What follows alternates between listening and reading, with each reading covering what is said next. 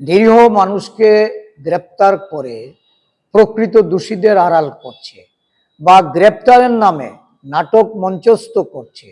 সদলীয় গোষ্ঠীদ্বন্দ্বের কারণে দেখা যাচ্ছে গ্রেপ্তার করার পর গ্রেপ্তারকৃত আসামি থানায় বসে তার মোবাইল থেকে সোশ্যাল মিডিয়ায় পোস্ট দিচ্ছে।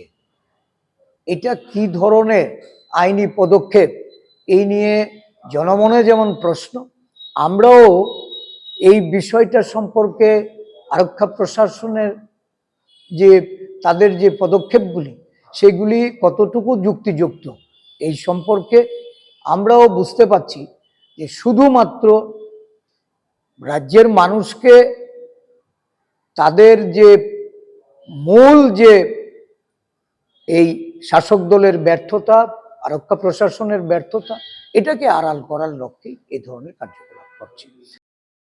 অর্থ উপার্জনের জন্য বিভিন্ন দুর্নীতির আশ্রয় নিয়ে এই রাজ্যে নেগোসিয়েশন বাণিজ্য, জমির দালালি, জুলুম, চাঁদার, এটা ধারাবাহিকভাবে সারা রাজ্য জুড়ে ঘটে চলেছে। রাজ্যের মুখ্যমন্ত্রী পুলিশ আধিকারিককে দিয়ে আইন শৃঙ্খলার পরিসংখ্যান তুলে ধরছেন, যে পরিসংখ্যানের সঙ্গে বাস্তবের কোনো মিল নেই।